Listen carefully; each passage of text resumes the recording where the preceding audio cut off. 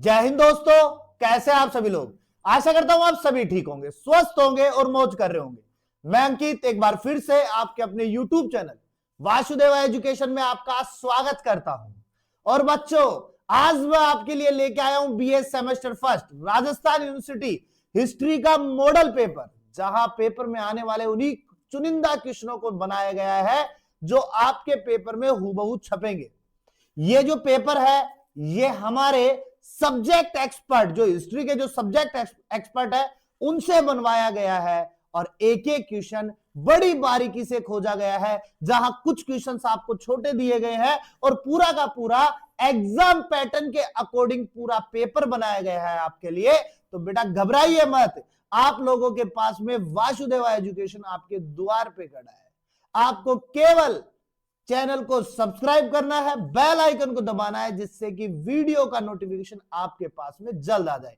क्योंकि जब तक हम मंदिर में घंटा नहीं बजाते ना, भगवान नहीं सुनता। वैसे ही वासुदेवा एजुकेशन पे भी आपको घंटा बजाना बहुत जरूरी है, तभी तो आपके पास में नोटिफिकेशन आएंगे, तभी तो आपको पता चलेगी कि वीडियो आ चुकी है। देखना है, एग्जाम टाइम में मिस मत करना। हिस्ट्री का पेपर रिवल करते हैं। दूसरी बात बताऊंगा आपको, आप लोगों के लिए एक चीज और बता दूं, जिनको लगता था ना कि वासुदेवा एजुकेशन फैक्ट कंटेंट पे काम करता है, आज हमारे दो पेपर, केमिस्ट्री का सेमेस्टर फर्स्ट का और एमएससी जूलॉजी प्री का फर्स्ट पेपर टैक्सोनॉमी का 95% क्वेश्चंस एज इट इज आपके पेपर में छपे हैं, एज इट इज। तो बेटा आइए बताते हैं आपको एक एक चीज, हिस्ट्री के साथ में चलते हैं। आइए, पहला क्वेश्चन आपका कंपल्सरी रहेगा, सभी पर्सन आपके लिए अनिवार्य रहेंगे और 10 गुणा 2 के अंदर ये क्वेश्चन आने वाला है आपके पास में। जहां पर आपके पास में इस क्वेश्चन की जो लेंथ रहेगी वो आपके पास में ज्यादा शब्दों की नहीं रहेगी। तो पहला क्वेश्चन रहेगा, इतिहास के साहित्यिक स्रोतों के बारे में बताना है आपको। इतिहास के साहित्य स्रोतों के बारे में बताना है आपको।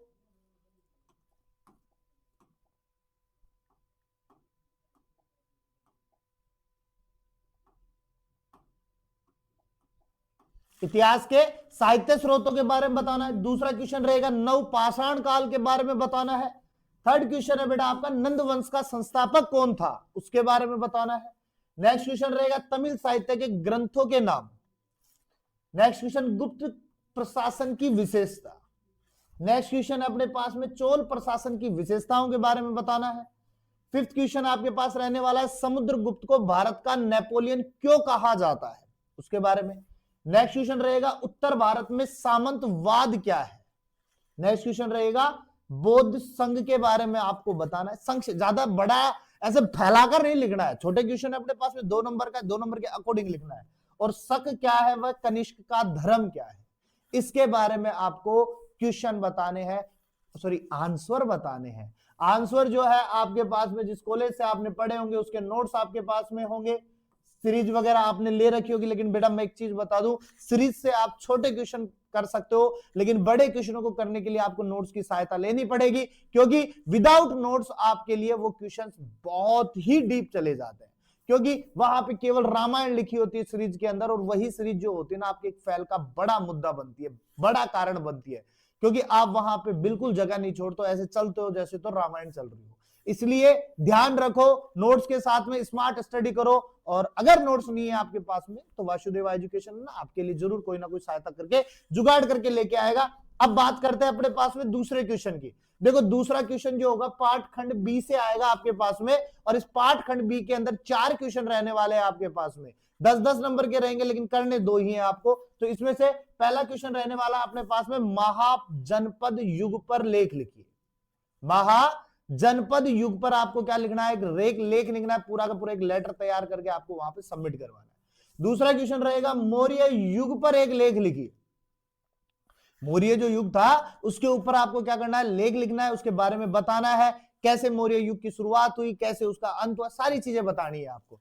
नेक्स्ट क्वेश्चन रहेगा, शक व कुषाण शासकों की उपलब्धि का वर्णन कीजिए।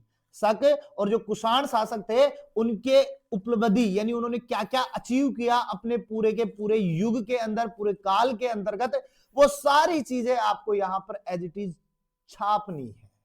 उसके बाद में हमारे पास क्वेश्चन रहेगा, साम्राज्यवादी चोलों की उपलब्धियां व द्विपक्षीय संघर्ष का कारण बताइए। वेरी इंपॉर्टेंट क्वेश्चंस रहेंगे अपने पास में चारों, करने दो ही है आपको, तो 4 में से 2 आपके मिल जाएंगे, आपको भटकना नहीं पड़ेगा, मिल जाएगा आपको। ऐसे कैसे मिलेगा? उसके बाद में हमारे पास में जो क्वेश्चन रहने वाला है वो पार्ट सी से आएंगे। अब ये सी वाले जितने भी क्वेश्चन रहेंगे अपने पास में वो सारे 20 नंबर के रहते हैं।